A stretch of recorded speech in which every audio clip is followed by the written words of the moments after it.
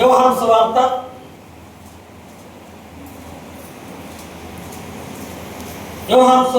4వ అధ్యాయము ఆదివారము కొత్తగా ముగించుకున్నాం. ఆదివారము అనగా యోహాను సువార్త 4వ అధ్యాయము 24వ వచనం, ఆయనను ఆరాధించువారు ఆత్మతోనూ సత్యముతోనూ ఆరాధించవలెను. దేవునికి స్తోత్రం. హల్లెలూయా.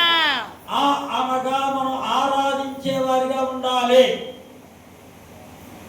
ఆయనను ఆరాధించే వారిగా ఉండాలి. అనగా ఆరాధించే వారిగా ఉండాలి. ఆత్మతోనూ సత్యముతోనూ ఆరాధించే వారిగా ఉండాలి. అలా ఉంటేనే ప్రభువు యేసు క్రీస్తు వారు మనతో మాట్లాడతాడు. ఆయన మాట్లాడేవారు. ఆయన ఈ లోకంలో మనతో మాట్లాడే చాలా మంది, కానీ ఆయన మనతో మాట్లాడతాడు. ఆయనతో మాట్లాడాలంటే ఎలా ఉండాలి? మనం ఆరాధించేవారిగా, అనగా ఆరాధించేవారిగా ఉండాలి. ఎలా ఆరాధించాలంట? ఆత్మతోనూ సత్యముతోనూ ఆరాధించేవారిగా ఉండాలి. మనం ఎలా ఆరాధిస్తున్నాం ఒకసారి గమనిద్దాం. ఏదైనా ఒకసారి గమనిద్దాం. అరుణోదయం కాకమునిపే ఆయన ఆరాధించేవారిగా ఉండాలంట. యోబు గ్రంథం 1వ అధ్యాయము, యోబు గ్రంథం 1వ అధ్యాయము ఉదయాన్నే పెందల కార్యాలు లేచేవారిగా ఉండాలి. 1వ అధ్యాయము 5వ వచనంతో ఉంటారు. వారి వారి విందు దినములు పూర్తిగాక యోబు తన కుమారుడు పాపము చేసి తమ హృదయంలో దేవుని దూషించలేమో అని వారిని పిలువనంపించి వారిని పవిత్రపరిచి అరుణోదయమున లేచి వారిలో ఒక్కొక్క నిత్యమై దహన బలి అర్పించుతూ వచ్చును. యోబు నిత్యం అలాగ చేయుచును. దేవునికి స్తోత్రం. హల్లెలూయా. ఏం చేశారంట? బళ్ళు అర్పించేవారు. కానీ ఈ దినాన మనందరి కోసమై ప్రభువు యేసు క్రీస్తు వారు బలైనాడు. సరిపోయి మళ్ళీ లేచాడు. మన పాపముల కోసం, మన దోషముల కోసం, మన అపరాధముల కోసం, మన అవిధేయత, నిర్లక్ష్య, పొరపాట్ల కోసమై ప్రభువు యేసు క్రీస్తు వారు ఈ లోకానికి వచ్చి రక్తము చెందించి, రక్తము కాచి, రక్తము దారబోసి చనిపోయి తిరిగి మళ్ళీ లేచాడు. దేవునికి స్తోత్రం. హల్లెలూయా. కనుక సూర్యోదయం మొదలుకొని సూర్యోదయం రాకమునిపే మనం ఏం చేయాలి? దేవుని స్తుతించాలి, ఆరాధించాలి. మన భార్య కోసం, భర్త కోసం, పిల్లల కోసం, మన కుటుంబం అందరి కోసం దేవుడు మనకు అనుగ్రహించిన వాటన్నిటి కోసమై ఆయన స్తుతించేవారిగా ఉండాలి.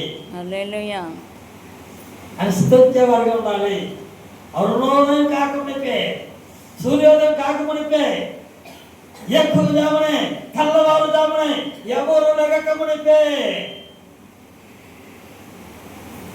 కోరి కుయ్యకమునిపే ఏం చేయమను? ఆయన స్తుతించే వారముగా ఉండాలి, ఆరాధించే వారిగా ఉండాలి. దేవునికి స్తోత్రం. హల్లెలూయా. ఆయన ఆరాధించే వారిగా ఉండాలి. అలా వస్తున్నామా? ఎన్ని గంటలకు వెళ్తున్నాం మనం? గమనిద్దాం.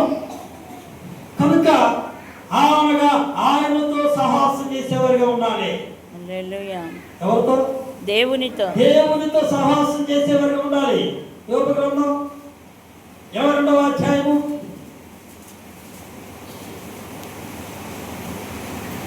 ఆదివారము అనగా ఆయనతో సహవాసం చేసిన యెడల నీకు సమాధానము కలుగును, అలాగున నీకు మేలు కలుగును. దేవునికి స్తోత్రం. హల్లెలూయా. దేవునితో సహవాసం చేస్తే కుటుంబంలో సమాధానం ఉంటుంది. ఇదిలో చాలా మంది కుటుంబాలలో సమాధానం లేదు, ఐక్యత లేదు, నెమ్మది లేదు, గలిబిలి, గందరగోళం. ఎందుకని? మనుషులతో సహవాసం చేస్తూ ఉన్నారు. రెండవదిగా సెల్ ఫోన్తో సహవాసం చేస్తూ ఉన్నారు. సెల్ ఫోన్తో సహవాసం చేస్తూ ఉన్నారు. తాగుబోతులతో సహవాసం చేస్తే మనం కూడా తాగుబోతులు అవుతాం. దొంగలతో సహవాసం చేస్తే మనం కూడా దొంగలు అవుతాం. వ్యభిచారులతో సహవాసం చేస్తే మనం కూడా వ్యభిచారులు అవుతాం. కానీ దేవునితో సహవాసం చేస్తే సమాధానం కలిగి ఉంటాము. ఆమేన్. హల్లెలూయా. దేవునితో సహవాసం చేసేవారుగా ఉండాలి. మనుషులతో సహవాసం చేసేవారుగా ఉండకూడదు. ఒక తల్లి గారిని అడిగాను, ఏమ్మా మీ భర్త గారు మందిరానికి రావట్లేదు ఈ మధ్యకాల సమయంలో, ఎందుకమ్మా అని అడిగితే ఆ తల్లి గారు చెప్తూ ఉన్నారు, పాస్టర్ గారు ఏమి చెప్పరు పాస్టర్ గారు, ఒక తాగుబోతాడుతో సహవాసం చేశాడు, ఇది కూడా తాగి తండ్రునాడు ఆడుతున్నాడు పాస్టర్ గారు, ఆదివారం కూడా తాగుబోతు దగ్గరికి వెళ్తున్నాడు, తాగుతున్నాడు పాస్టర్ గారు, ఒకప్పుడు ఏమి తాగుడు అలవాటు లేదు, ఏ చెడు అలవాటు లేదు, ఏ అలవాటు లేదు, ఈ దినాన తాగి తండ్రునాడు తాగుబోతుతో సహవాసం చేసి తాగుబోతయ్యాడు పాస్టర్ గారు అని చెప్తారు. దేవునితో సహవాసం చేస్తే కుటుంబంలో సమాధానం, కుటుంబంలో ఐక్యత ఉంటుంది, కుటుంబంలో ప్రేమ ఉంటుంది. కానీ దినా మనం చూసినట్లయితే దేవునితో సహవాసం చేయట్లా, సంపూర్ణ సహవాసం. బ్రదర్ చెప్తున్నాడు, పాస్టర్ గారు నాకు ఏ స్నేహం లేదు పాస్టర్ గారు, ఏ సహవాసం లేదు పాస్టర్ గారు, నేను ఎవరి దగ్గరికి వెళ్ళి పాస్టర్ గారు అంటున్నాడు. అయితే ఎవరితో సహవాసం చేస్తున్నామంటే సంపూర్ణ సహవాసం. ఈ సంపూర్ణ సహవాసం చేసి చెడిపోయిన వాళ్ళు చాలా మంది ఉన్నారు. సంపూర్ణ సహవాసం చేసి ఫ్యామిలీలో గొడవలు పెట్టుకునే వాళ్ళు చాలా మంది ఉన్నారు. ఏ గ్రామం అది? ఇన్స్టాగ్రామ్ చూసి గొడవలు పెట్టుకునే చాలా మంది ఉన్నారు. 24 గంటలు ఇన్స్టాగ్రామ్లే. ఈ మధ్యకాల సమయంలో భర్త ఇంటికి వచ్చాడంట, సాయంకాలం సమయంలో భర్త వచ్చిన తర్వాత వచ్చేసరికి భార్య ఇన్స్టాగ్రామ్ లో చూస్తున్నాడట.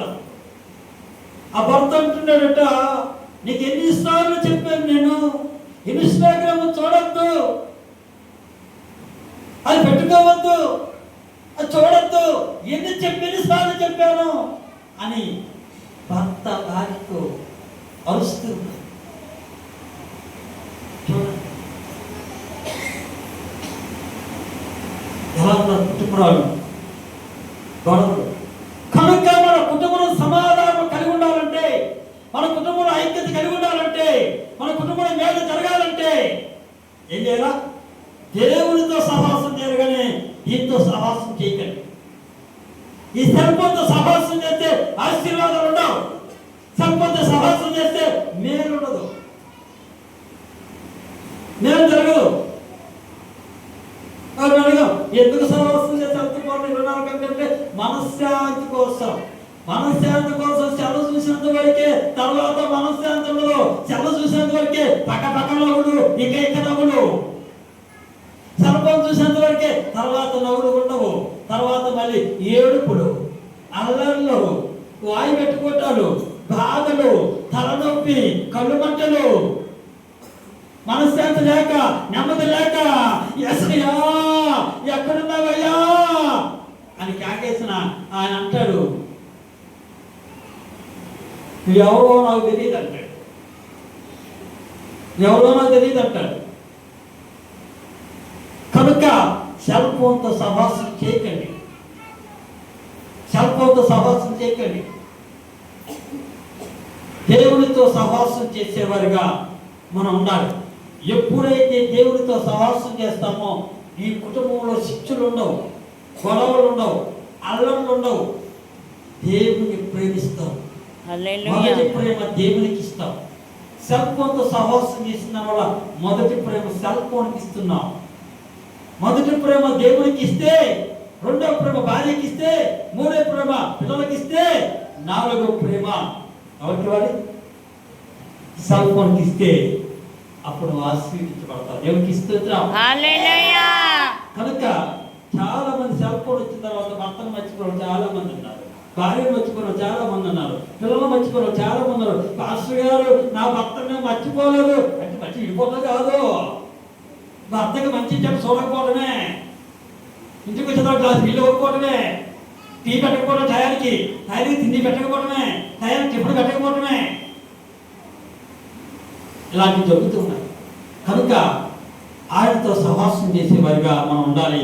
అందుకే ఆ ఆదివారము యోగి స్తోత్రం హల్లెలూయా. అనగా